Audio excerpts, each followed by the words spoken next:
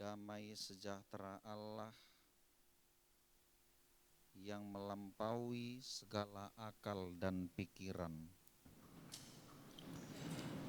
Itulah kiranya yang memelihara hati dan pikiranmu di dalam Kristus Yesus Tuhan kita. Amin.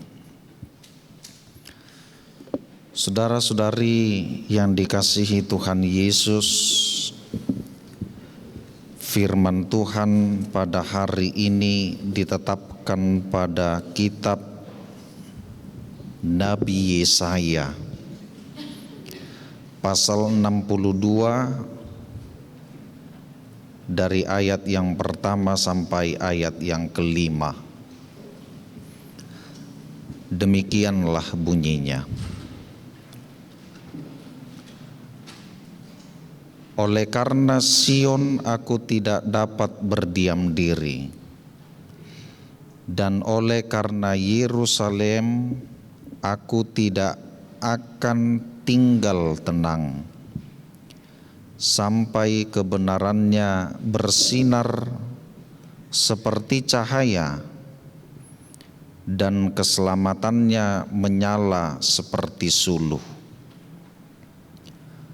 Maka bangsa-bangsa akan melihat kebenaranmu, dan semua raja akan melihat kemuliaanmu. Dan orang akan menyebut engkau dengan nama baru yang akan ditentukan oleh Tuhan sendiri. Engkau akan menjadi mahkota keagungan di tangan Tuhan, dan serban kerajaan di tangan Allahmu. Engkau tidak akan disebut lagi yang ditinggalkan suami, dan negerimu tidak akan disebut lagi yang sunyi. Tetapi engkau akan dinamai yang berkenan kepadaku, dan negerimu yang bersuami, sebab Tuhan telah berkenan kepadamu, dan negerimu akan bersuami. Sebab seperti seorang muda belia menjadi suami seorang anak dara, demikianlah dia yang membangun engkau akan menjadi suamimu. Dan seperti girang hatinya seorang mempelai melihat pengantin perempuan, demikianlah Allahmu akan girang hati atasmu. Demikian pembacaan Alkitab. Saudara-saudara, kalau kita secara umum mengetahui dalam pengetahuan umum isi Alkitab yang berkata bahwa umat Israel ditawan dalam dua gelombang, yang mengatakan ditawan pertama di Mesir, dan yang kedua ditawan oleh orang Babel. Hal itu memang benar secara apa yang kita pahami menyeluruh. Bahkan kalau kita mendengar beberapa khotbah para hamba Tuhan yang mengatakan begitu umat Israel dibebaskan Tuhan dari cengkeraman tawanan Babel, begitu bersoraknya hati mereka. Itu pun benar, tapi itu hanya sebatas di situ saja. Mengapa saya berkata demikian? Karena ternyata ketika mereka kembali dan dimerdekakan dari tanah Babel dan dibawa kembali pulang ke kampung halamannya di Yerusalem, sesungguhnya mereka tidak pernah merasa tenang, tidak pernah merasa damai. Yang tadinya kalau kita memikirkan secara kasat mata, orang-orang yang dimerdekakan pastilah ada sukacita di hatinya. Memang benar, tetapi sekali lagi saya mengatakan itu hanya sebatas sampai di sana. Tapi faktanya ketika mereka kembali ke kampung halamannya di Yerusalem, faktanya tidak demikian. Apa yang mereka lihat? Yang pertama, mereka heran. Kenapa kota yang dulu yang kami tinggalkan begitu indah? Setelah 40 tahun lebih kami dijajah, ditawan, tetapi ketika kami kembali ke kampung halaman kami tidak menemukan adanya perkembangan. Yang justru kami lihat adalah kota-kota sudah seperti hutan belantara. Rumah-rumah banyak yang kosong. Bahkan orang-orang yang tinggal di kampung halaman ini, kami tidak mengenalnya lagi. Bahkan yang paling membuat mereka terheran-heran dan terkejut ketika bangsa Israel itu kembali ke kampung halamannya adalah mereka tidak menemukan lagi bait Allah yang pernah didirikan dulu oleh raja yang mereka agungkan yang bernama Salomo. Salomolah raja pertama orang Israel yang mendirikan bait suci, sehingga umat itu dan bangsa itu memiliki tempat yang permanen untuk menyembah Tuhan. Tapi ketika mereka dimerdekakan dan diizinkan Tuhan kembali lagi ke kampung halamannya di Yerusalem, mereka telah melihat bait Allah itu sudah rata dengan tanah. Sehingga harapan imajinasi mereka yang tadinya di Babel merindukan suasana di Yerusalem, sama sekali mereka tidak mendapatkannya sama sekali.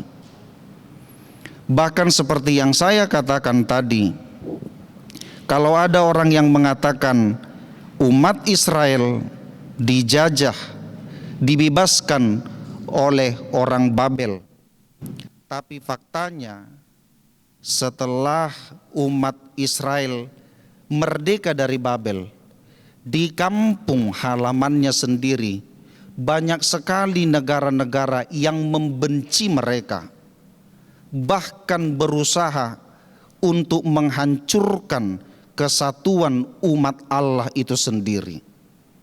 Ini yang tidak kita ketahui. Kita hanya mengetahui setelah orang Israel merdeka dari Babel, mereka tenang. Faktanya tidak. Bahkan kalau kita dengar ketika mereka menetap dan tinggal di Yerusalem, ada beberapa bangsa yang datang kembali menjajah mereka, bahkan lebih kejam sebenarnya. Misalnya seperti orang Persia, misalnya seperti orang Syria, Suriah yang sekarang. Bahkan kalau kita dengar ketika Yesus pun lahir ke dunia ini, bangsa Israel itu dalam situasi dijajah. Itu sebabnya kita mendengar satu raja yang paling agung yang menjajah orang Israel pada waktu itu, sekaligus sebagai aktor yang paling membenci Yesus, yaitu Raja Herodes. Sesungguhnya dia adalah orang Romawi yang menjajah orang Ibrani pada waktu itu. Artinya tidak ada ketenangan di dalam diri mereka sekalipun sudah dikatakan merdeka. Dan itu yang membuat mereka merasa kehilangan harapan. Artinya mereka berkata, Tuhan, tadinya kami merindukan kami dimerdekakan. Tuhan menjawab, sekarang kami senang Tuhan memang mengembalikan identitas kami. Tuhan memang mengembalikan tanah warisan nenek moyang kami. Tapi sampai sekarang kami tidak menemukan kedamaian. Sampai sekarang kami tidak menemukan ketenangan. Bahkan di kampung halaman kami sendiri, kami pun dijajah. Apa artinya kau merdekakan kami dari Babel?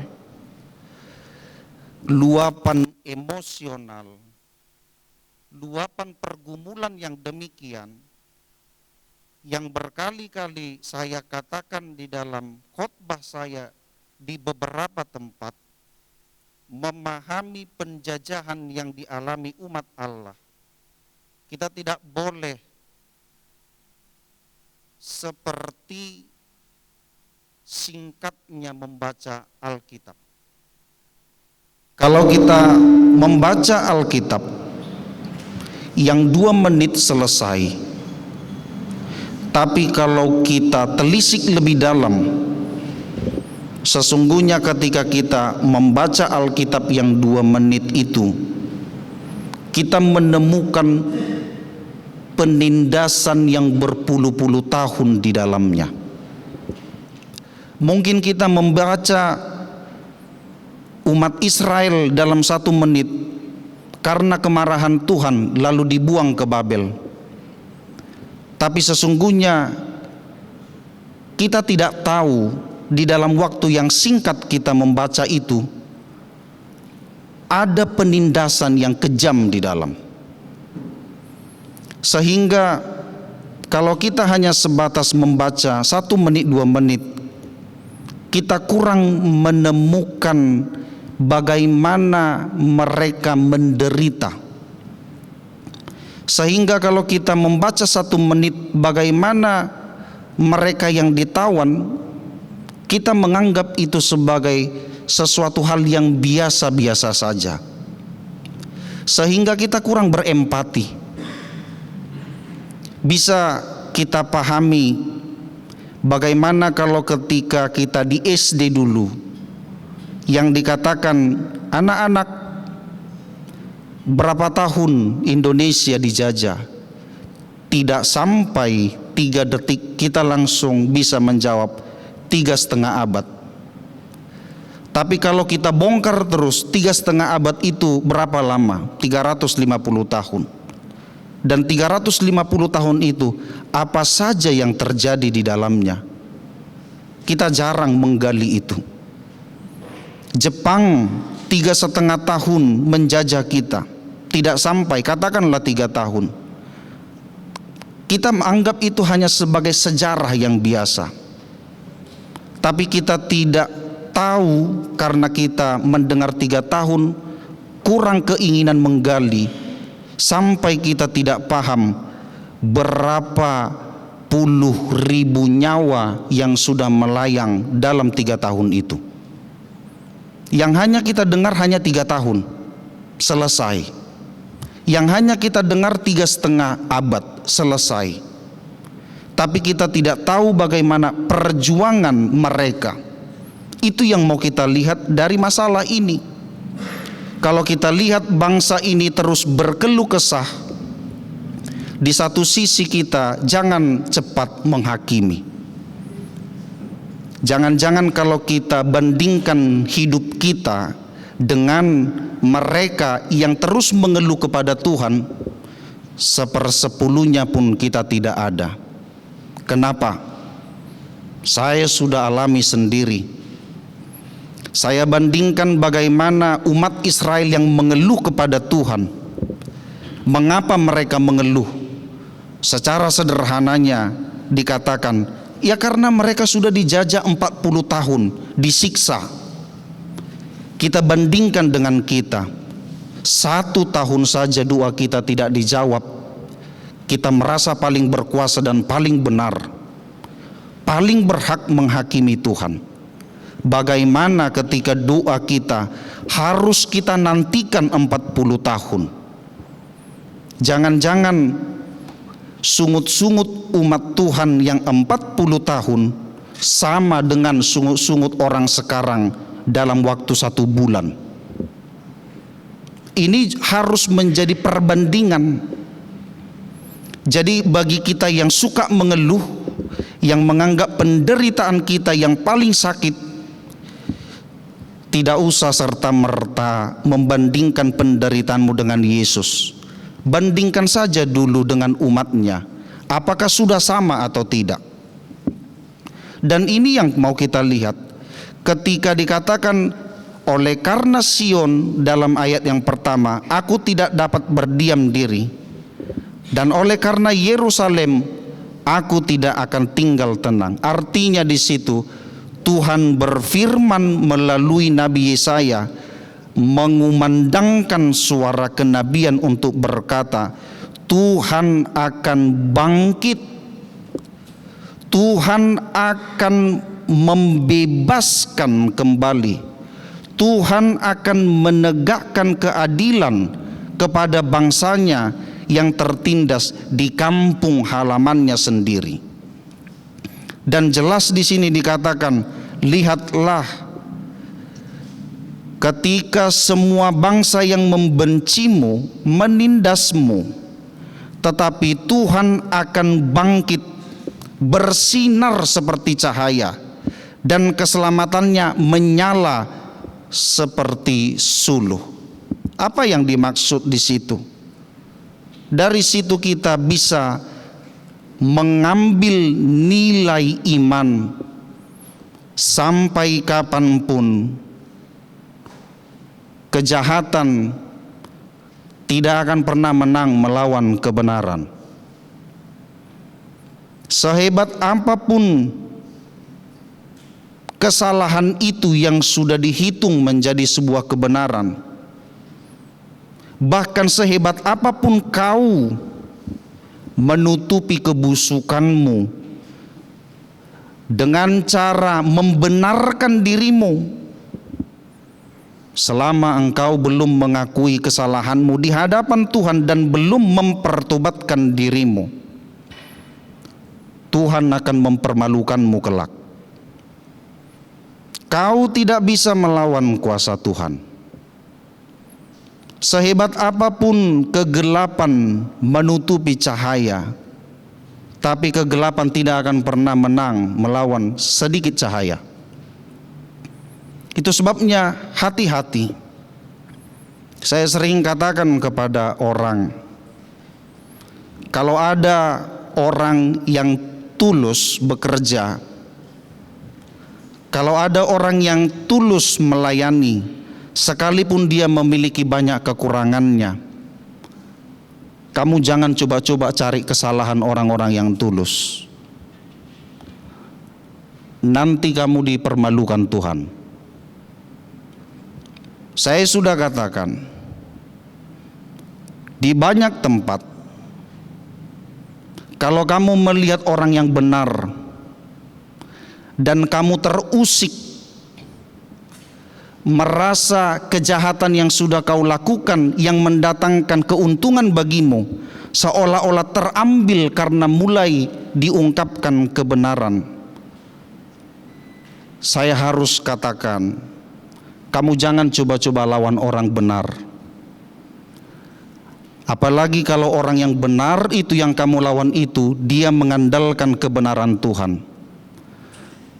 Nanti kamu dilibas Tuhan. Jangan lawan orang benar.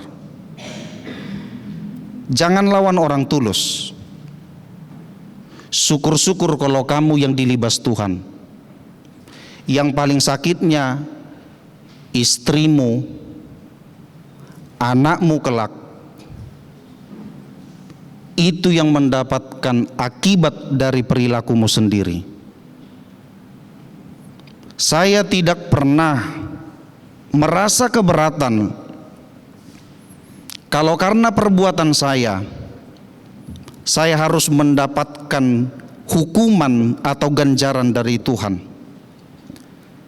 Tapi saya menyesal beribu kali, bahkan sampai tidak ada artinya, kalau sampai karena kejahatan saya justru yang mendapatkan ganjarannya adalah istri saya sendiri.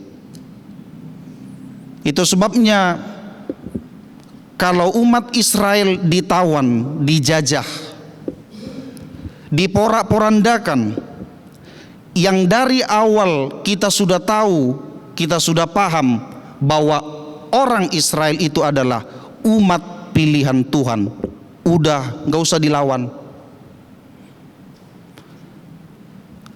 Sama seperti orang yang hidup dalam terang Tuhan.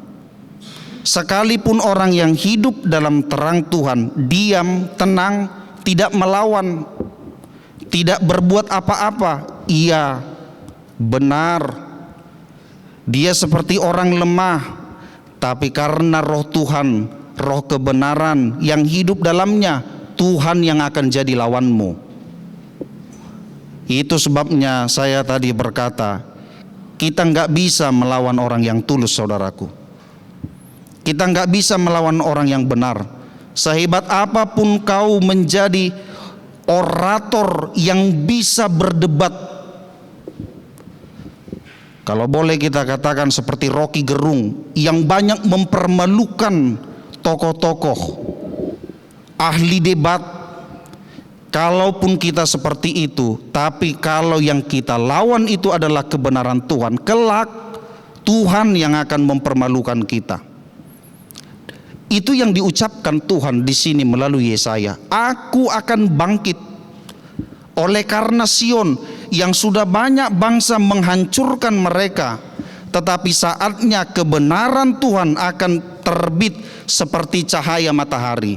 Tidak ada orang yang bisa menghalangi matahari terbit, sekalipun pagi-pagi hujan, sekalipun pagi-pagi itu ada gemuruh, ada awan yang hitam.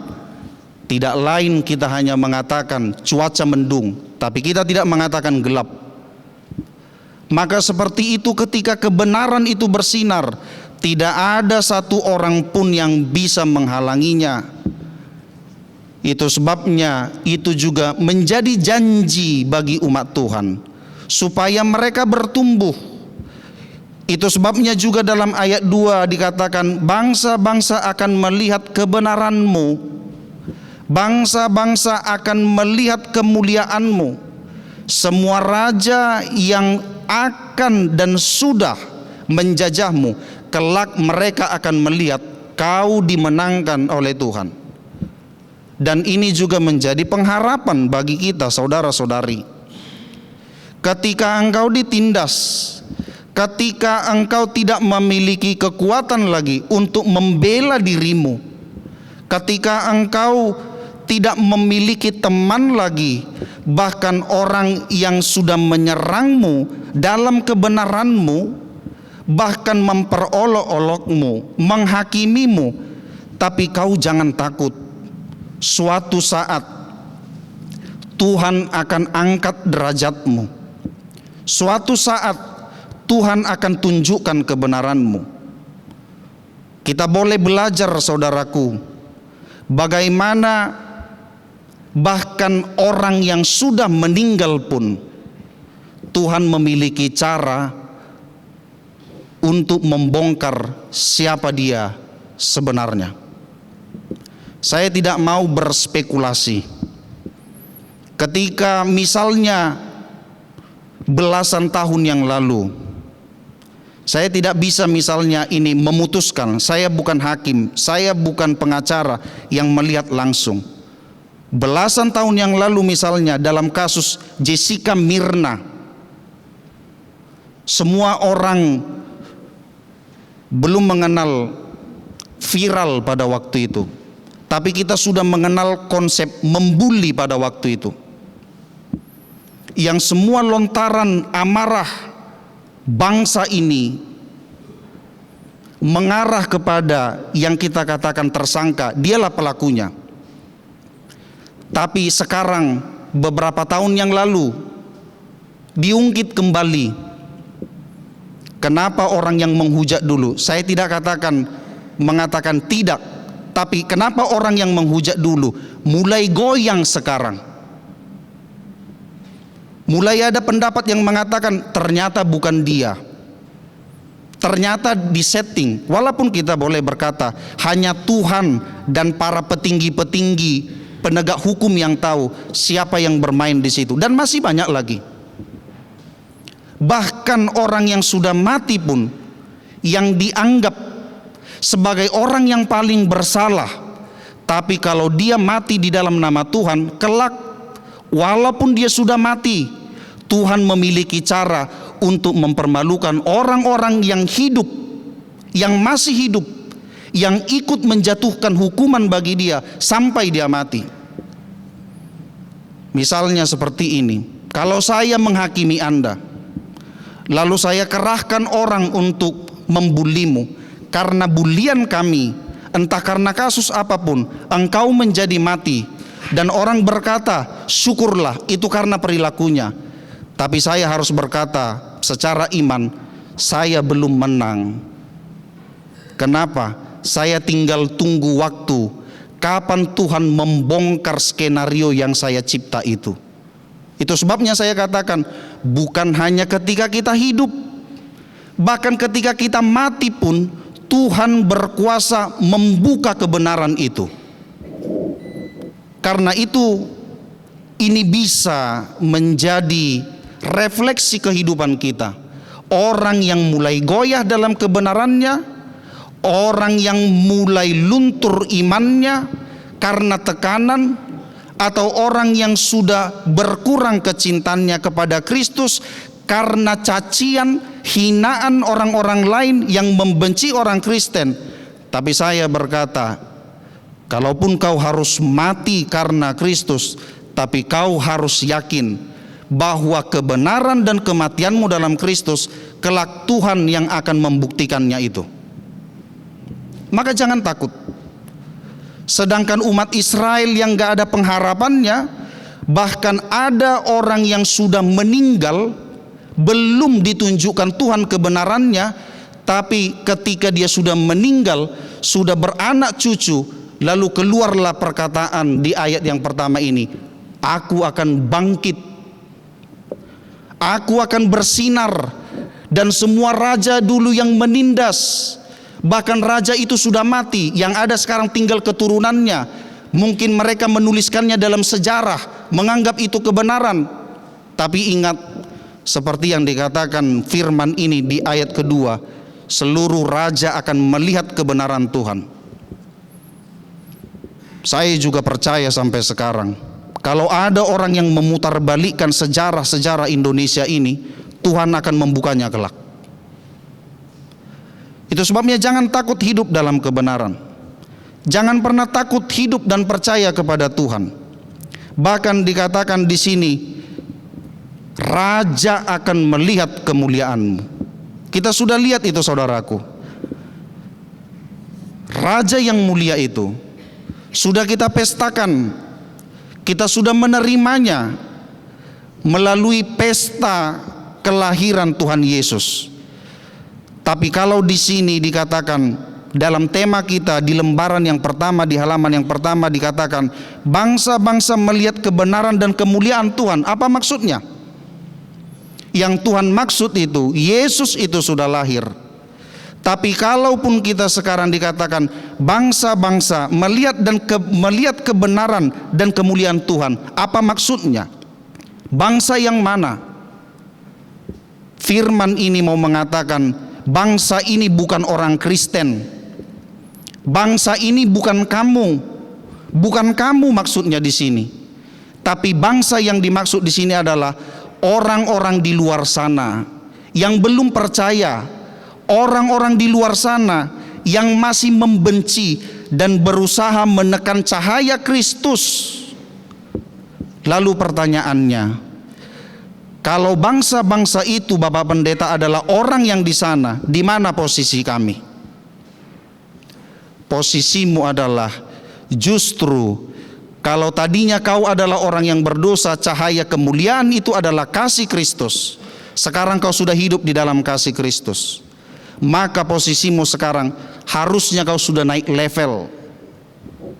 Levelmu adalah bukan kau lagi sekarang yang menerima cahaya, tapi levelmu harusnya adalah kaulah yang membawa cahaya. Itu orang yang menerima Kristus. Ketika pengharapanmu karena kebutaan imanmu diterangi oleh cahaya Tuhan, sehingga tumbuhlah pengharapan yang benar dalam hidupmu. Sekarang levelmu bukan di situ lagi. Levelmu sekarang adalah memberi pengharapan kepada orang supaya orang sama sepertimu. Di situ level kita. Karena kita orang yang sudah dimerdekakan. Oleh sebab itu, pergi bawa cahaya itu. Bagaimana caranya? Kita ingat apa yang dikatakan Yesus sebelum naik ke sorga. Pergi beritakan Injil. Yang percaya akan diselamatkan, yang tidak percaya akan dihukum. Aku ada. Itu sebabnya di khotbah minggu lalu dikatakan, celakalah aku kalau aku tidak memberitakan Injil. Itu utang kita. Bagaimana cara aku memberitakan Injil? Apakah aku harus berkoar-koar seperti cara orang? Enggak. Berbeda konteks yang di dalam Alkitab dengan yang kita hadapi sekarang. Di dalam Alkitab ketika kitab ini dituliskan masih banyak orang yang belum beragama. Tapi sekarang kita ingin bagaimana menunjukkan identitas kita, tanda bahwa Roh Kristus itu hidup dalam kita dan kita mampu menunjukkan teladan di tengah-tengah orang yang sudah beragama. Jadi bukan hanya kepada orang yang tidak beragama saja Injil diberitakan. Sama seperti kita. Kamu sudah percaya kepada Kristus, kenapa masih datang ke gereja? Kalau cara berpikir kita misalnya, kami kan sudah percaya kepada Kristus, ya sudah pulang aja. Tapi kenapa orang yang percaya itu terus datang setiap minggu ke gereja dan terus dikhotbahi? Berarti dari situ pun kita boleh berkata, orang yang sudah beragama pun bisa diinjili. Apakah aku harus berkoar-koar? Tidak. Sama seperti yang pernah saya katakan kepada orang-orang, gestur tubuhmu bisa menunjukkan siapa dirimu. Bahkan kalau kau diam pun saudaraku, gestur tubuhmu bisa dikenal orang bahwa kau adalah orang yang angkuh. Bahkan kalau kau diam pun bisa dikenal orang bahwa kau adalah orang rendah hati atau tidak. Bukan dari perkataanmu. Sekali lagi saya katakan, diam, gestur tubuh manusia bisa menunjukkan siapa dia. Saya yakin dari warna pita suara saya ini, saudara sudah bisa menggambarkan siapa saya. Saya yakin bahkan orang-orang psikologi di sini, dari kecepatan kata saya per menit, Anda sudah bisa menilai siapa saya. Selama ini mungkin karena kita tidak peduli. Kalau kita kaitkan dengan menginjili, bagaimana cara kita menginjili? Saya katakan, diam pun orang bisa menginjili loh. Tanpa harus berkata berkuar-kuar, dalam nama Yesus, dalam nama Yesus. Kalau kau nanti di luar sana katakan, dalam nama Yesus, dalam nama Yesus, saya pun selaku pendetamu akan katakan kau orang gila. Tapi kau diam pun bisa membuktikan bahwa Roh Kristus itu hidup dalammu.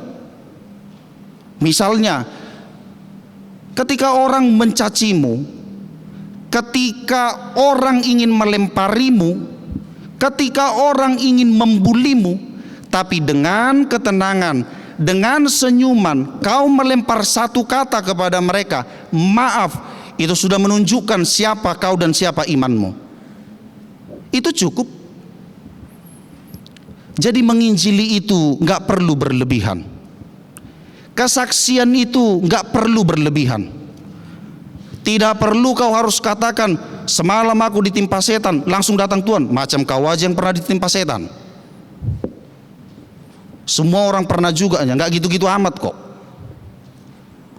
Semalam aku kecelakaan, tapi begitu aku berdoa kepada Tuhan, kakiku yang patah langsung disatukan kembali oleh Tuhan. Allah yang benar. Biasa aja bro, gak usah gitu-gitu amat menginjilinya. Pernahkah Anda melihat menceritakan kemuliaan Tuhan demikian? Semalam aku kecelakaan, kakiku patah, dan aku gak bisa melakukan apa-apa. Aku gak bisa kerja, keluargaku terancam makan. Tapi puji Tuhan, sampai sekarang belum ada niat kami, dan kami harus yakin tidak ada niat kami meninggalkan Kristus. Mana lebih hebat? Itu energi yang lebih luar biasa lagi dari hanya sekedar mengatakan seperti yang dikatakan orang. Bahkan kalau Anda menghakimi saya tetap diam dan senyum. Lihat energi yang dibangun Yesus. Adakah dia melawan ketika disalib? Bahkan sampai akhir hidupnya dia menceritakan kemuliaan Tuhan. Tuhan, ampunilah mereka, sebab mereka tidak tahu apa yang mereka perbuat. Bahkan prajurit yang menusuk lambung Yesus berkata apa di akhirnya? Benarlah dia memang anak Tuhan. Gak ada penginjilan yang dilakukan Yesus seperti yang dibuat-buat orang seperti sekarang. Itu juga cara menceritakan kemuliaan Tuhan. Makanya kalau dikatakan di sini secara mendasar bagaimana? Dikatakan tadi di situ, negerimu akan kukembalikan seperti bersuami. Kita harus kembali kepada teori bagaimana menghancurkan peradaban. Bagaimana negara-negara, secara singkatnya saya pernah menerima pembekalan seperti ini. Cara menghancurkan negara yang paling cepat adalah sibukkan keluarganya semua. Cara yang paling cepat menghancurkan sebuah peradaban adalah kaburkan sejarah. Maka hati-hati. Jangan karena kesibukanmu kau bangga sampai hari untuk Tuhan pun gak ada.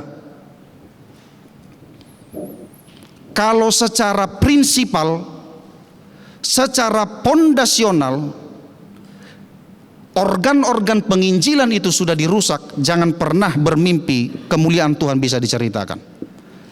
Lihatlah, saya mendengar beberapa wijangan yang disampaikan oleh hamba Tuhan, dikatakan demikian, memang teknologi canggih dengan alat komunikasi, tapi kecanggihan teknologi dengan alat komunikasi justru semakin sulit membuat orang berkomunikasi.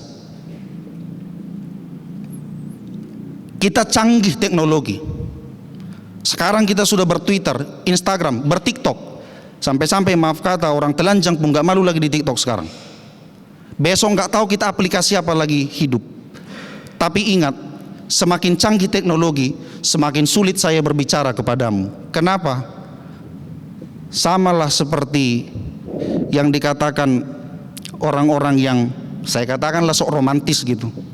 Karena saya pernah ditanya, karena saya menjadi pelakunya, dikatakan begini, Walter, kamu tahu nggak jarak yang paling jauh itu bukan Australia ke Afrika, bukan Asia ke Eropa.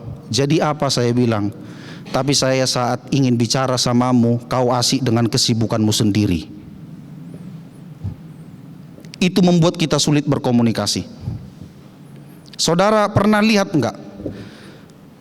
Di Jakarta ini kan sudah banyak orang rumahnya lantai 2 begitu. Bahkan kecilnya rumahnya.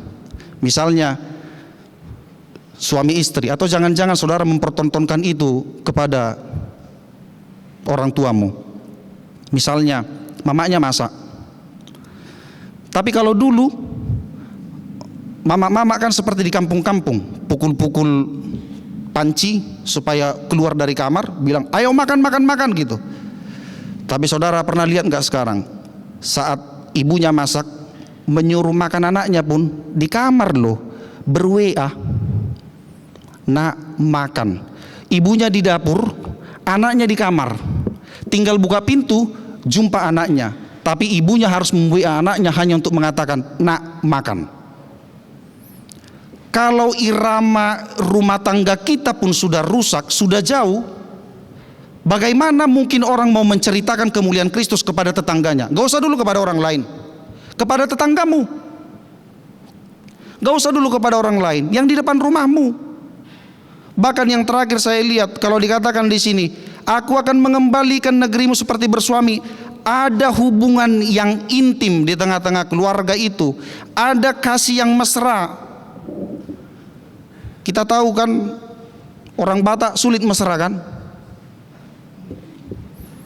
Mungkin saudara di sini doli-doli atau anak boru, ya jangan-jangan bapakmu juga sama ibumu gak pernah mesra di rumah. Atau ibumu memanggilmu pun gak pernah mesra kan? Ya karena orang Batak memang begitu. Orang Batak itu ya memang di awalnya enak sama orang Batak. Kalau udah makin lama kadang membosankan juga sama orang Batak ini. Yang berikut, orang Batak ini sangat-sangat sulit romantis. Dan yang paling parahnya orang Batak tahu nggak apa? Orang yang romantis dia yang keberatan. Itu pula yang paling repot sama orang Batak. Hiaru dibigamu songonon wala halak Batak. Jatuh siamu do marata Batak. Jatuh siamu do. Huang gak mahamusian huta-huta teh. Nah tapi per Jakarta kamu. Molo dibereng halak Batak, adong rumah tangga na asing, marpapi mami. Papi mami ninna di boto hamu do molo dibigi halak Batak ki. Allah belum ni marpapi mami itu harusnya halak Batak. Halakado marpapi mami ibana nak iberatan ima cok. Sona disuri ibana marpapi mami. Itulah karena sulit orang Batak bermesra-mesraan. Makanya jangan heran kalau bapakmu dipanggil, woi Nina, makan kau. Dulu percayalah, nggak seperti itu. Paling tidak dia katakan, sayang makan. Tapi seiring lahirnya anak pertama, mulailah luntur sampai kepada hoi. Tapi apa yang mau saya katakan? Rumah tangga pun perlu diperbaiki. Rumah tangganya motor penggerak penginjilan. Saya tambahi sedikit lagi. Kalau kita berkaca, kenapa Yesus dikatakan tidak lahir di gereja seperti Pademangan ini, tapi lahir di depan Maria dan Yusuf? Kita harus tahu, gereja yang gak pernah berakhir adalah keluarga. Tapi kalau akarnya sudah rusak, jangan harap batang sampai ranting-ranting hidup. Begitu juga persekutuan kita ini. Persekutuan kita nggak akan bisa menjadi banyak kalau rumah tangga kita sedikit demi sedikit sudah mulai hancur. Kenapa?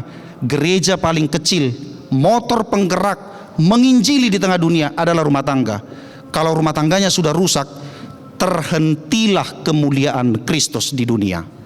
Maka perbaiki rumah tangga. Bentuk komunikasi yang mesra itu bisa menjadi teladan dan menceritakan kemuliaan Tuhan.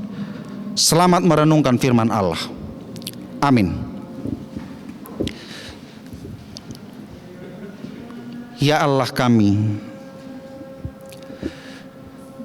Kristus yang hadir di dalam hati kami, kiranya bersinar, mengeluarkan cahaya terang melalui diri kami, supaya tempat-tempat yang dipenuhi kegelapan, yang dipenuhi oleh kuasa dunia, dengan pengutusan yang Kau berikan kepada kami, kegelapan itu terbenam dengan cahaya yang kami bawa, yaitu sinar kemuliaan Kristus. Sinar itu menumbuhkan pengharapan. Sinar itu menuntun orang untuk menyembah Engkau di dalam Yesus. Itulah tugas kami sebagai orang yang percaya,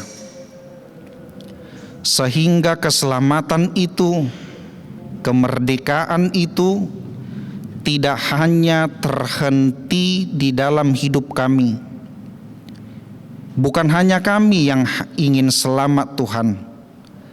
Bukan hanya kami yang menjadi tujuan kedatangan Kristus ke dunia ini, tapi semua bangsa, semua kaum harus sujud menyembah kepada Kristus, sebab tidak ada jalan keselamatan yang lain selain daripada Kristus yang menyelamatkan dan memerdekakan.